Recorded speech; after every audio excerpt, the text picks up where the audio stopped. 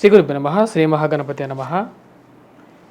22 June నుండి 5 July వరకు అంటే రాబోతున్నటువంటి పౌర్ణమి నుండి అమావాస్య వరకు చంద్రమను అనుసరించి గోచార రీత్యా ఈ యొక్క 15 రోజుల కాలం ఈ యొక్క పక్షం అనేది ఎలా ఉండబోతుందని చూద్దాం. మకర రాశి వారికి రాబోతున్నటువంటి 22 జూన్ నుండి 5 జూలై వరకు చంద్రమను అనుసరించి గోచార రీత్యా ఈ యొక్క పక్షకాలం ఎలా ఉండబోతుంది అనేది చూద్దాం. మనం గమనించినట్లయితే మకర రాశి వారికి వచ్చేటప్పటికి పంచగ్రహ కూటమి పంచమంలో జరిగింది. అది స్లోగా బ్రేక్ డౌన్ అవుతూ ఉందన్నమాట. అంటే రాబోతున్నటువంటి ఇప్పుడు జరుగుతున్నటువంటి 12వ తారీఖున వచ్చేటప్పటికి శుక్రుడు షష్టమంలోకి వెళ్ళాడు. మరి అదేవిధంగా రవి బుధుడు కూడా షష్టమంలోకి సంచారం చేస్తున్నప్పుడు ఇది యోగకారకమైనటువంటి గ్రహస్థితిగా మకర రాశి వారికి మారుతున్నది అన్నమాట.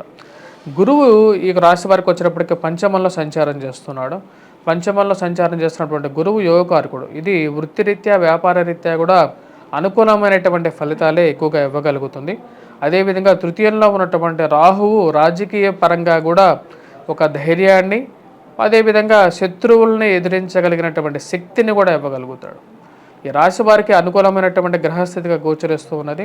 గురువు యొక్క అనుకూలత రీత్యా వచ్చేటప్పటికి రాశి వారికి బాగా అనుకూలంగా ఉంది. గృహవాహన కొనుగోలు సంబంధితమైన విషయాల్లో అనుకూలించే విధంగా ఉంది. పంచమంలో ఉన్నటువంటి గురువు అత్యంత యోగకారకుడు అన్నమాట రాశి వారికి. తన యొక్క త్రిపాద దృష్టి కూడా ఈ రాశి వారికి భాగ్యస్థానాన్ని గురువు చూస్తున్నప్పుడు అది పూర్తిగా యోగించే విధంగా ఉంది. మరియు అదేవిధంగా ఉద్యోగ పరంగా వ్యాపార పరంగా కూడా ఇది అనుకూలించే విధంగా ఉంది. గురువు పంచమంలో ఉన్నప్పుడు పంచమ దృష్టి రాజ్యస్థానాన్ని చూస్తాడు కాబట్టి అది అనుకూలించేటువంటి గ్రహస్థితిగా చెప్పవచ్చు. అదేవిధంగా ఈ రాశి వారికి మరిన్ని సానుకూలమైనటువంటి ఫలితాలు ముఖ్యంగా చెప్పాలంటే రవి షష్టమంలో ఉన్నప్పుడు ఇది ఉన్నత స్థాయిలో ఉన్నటువంటి స్త్రీ పురుషులతో సత్సంబంధాలు అనేది ఏర్పడగలుగుతాయి. ఎందుకంటే జూన్ 16వ తారీఖున జరిగినటువంటి రవిగ్రహ సంచారం బుధగ్రహ సంచారం షష్టమంలో ఉన్నప్పుడు రాబోతున్నటువంటి నెల రోజుల పాటు రవి వచ్చేటప్పటికి 30 రోజులు ట్రాన్సిట్ అన్నమాట. 30 రోజుల పాటు తను ఉండైతే షష్టమంలో ఉంటాడు కాబట్టి ఉన్నత స్థాయిలో ఉన్నటువంటి స్త్రీ పురుషులు సత్సంబంధాలు, ప్రమోషన్స్, ఇంక్రిమెంట్స్ విషయాల్లో కూడా ముందుకు ఉండటం అనేది జరుగుతుంది. ఈ యొక్క విషయాలు అయితే క్లియర్గా ఉన్నాయి. ఆ విషయాల్లో ఎటువంటి డౌట్ అనేది అవసరం లేదు. మరి అదేవిధంగా ఈ రాశి వారికి 15వ తారీఖు నుంచి అంటే 22, 29 మనం గమనించినట్లయితే 2 వారాల కాలంలో మొదటి వారం కూడా అనుకూలంగానే ఉంది రాశి వారికి. మొదటి వారంలో కూడా వచ్చేటప్పటికి సన్మాన భూషితంగా ఉంటుంది అన్నమాట. అంటే మంచి ఉన్నతమైనటువంటి స్థానంలో ఉన్నటువంటి వారితో సత్సంబంధాలు ఏర్పడటం మరియు వారి యొక్క మెప్పులు పొందడం అనేది జరుగుతుంది. ఉద్యోగ పరంగా ఇది ఒక సానుకూలమైనటువంటి ఫలితం. అదేవిధంగా ఈ రాశి వారికి ఉద్యోగ పరంగా నూతన ఉద్యోగ ప్రయత్న సంబంధితమైన విషయాల్లో సానుకూలంగా ఉంటుంది. కొత్తగా ఉద్యోగం కోసం వెతుకుతున్నటువంటి వారికి కూడా అనుకూలంగా ఉంటుంది. విద్యార్థులకు కూడా సానుకూలమైనటువంటి ఫలితంగా చెప్పవచ్చు. గృహ కొనుగోలు సంబంధితమైన విషయాల్లో ముఖ్యంగా గురువు యొక్క అనుకూలత అనేది బాగా కలిసి వచ్చే విధంగా ఉంది రాశి వారికి. రాశి వారికి వచ్చినప్పటికీ భాగ్యస్థానాల్లో కేతుగ్రహ సంచారం అనేది అంత అనుకూలమైనటువంటి ఫలితాలు ఇవ్వట్లేదు.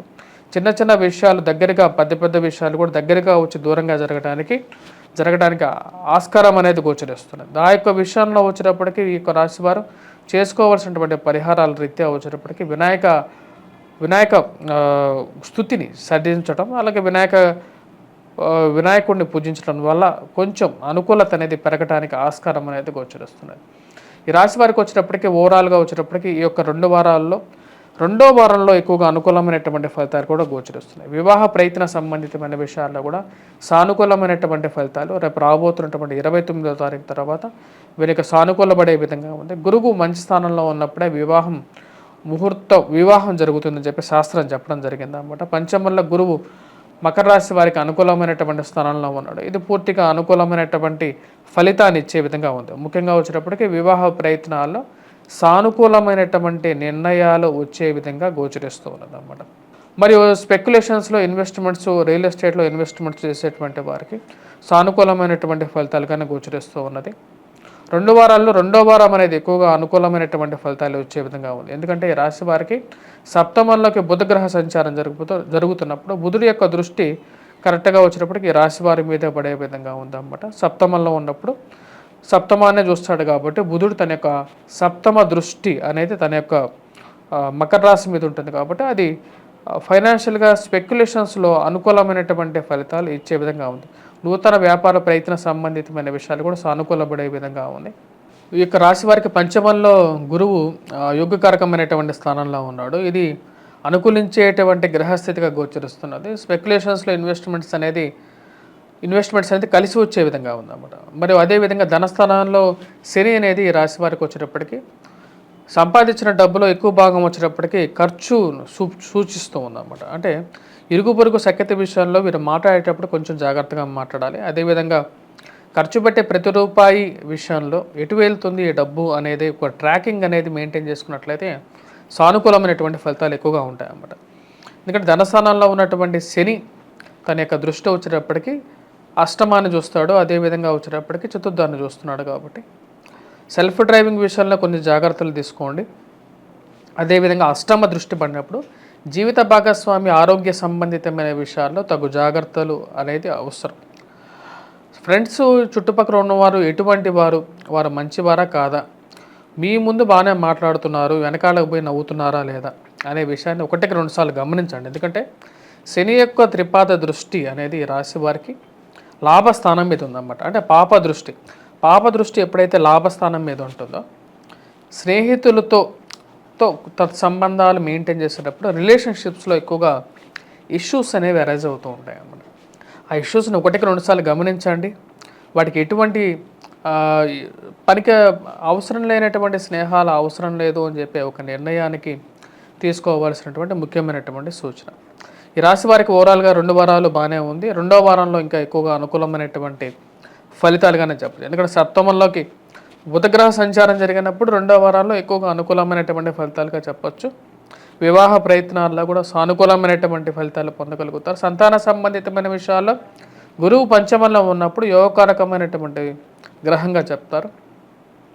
తద్వారా వచ్చేటప్పటికి పుత్ర సంతాన సంబంధితమైన విషయాల్లో ఒక పాజిటివ్ రిజల్ట్స్ అనేది రావడానికి ఆస్కారం అనేది గోచరిస్తూ ఉన్నది. ఈ రాశి వారు చేసుకోవాల్సినటువంటి పరిహారాలు ఎటువంటి పరిహారాలు అనేది చేసుకోవాలనేది చూద్దాం. విద్యార్థులు ముఖ్యంగా వచ్చేటప్పటికి గురువు యొక్క పంచమలో అనుకూలంగా ఉన్నాడు. ఇక రాశి వారికి వచ్చేటప్పటికి ఏలినాటి శని ప్రభావం అనేది బాగా ఎక్కువగా వేధిస్తుంది. కాబట్టి వెంకటేశ్వర స్వామి ఆరాధన అనేది చేయాలి. శనివారం పూట నాన్ వెజిటేరియన్ డ్రింక్స్కి దూరంగా ఉండాలి. ఇవి కొంచెం అనుకూలమైనటువంటి ఫలితాలుగా ఇవ్వగలుగుతుంది. శనిగ్రహం మంత్రజాపాన్ని పఠించినట్లయితే సానుకూలమైనటువంటి నిర్ణయంగా గోచరిస్తూ ఉన్నాయి. అదేవిధంగా ఈ రాశి వారికి కేతుగ్రహ అనుకూలమైనటువంటి స్థానంలో లేడన్నమాట. కేతువు భాగ్యస్థానంలో ఉన్నప్పుడు అనుకూలమైనటువంటి ఫలితాలు ఎక్కువగా ఇవ్వడు.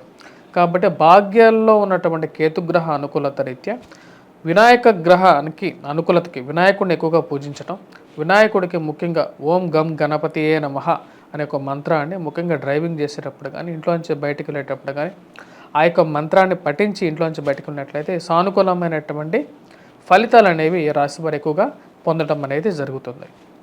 స్వస్తి.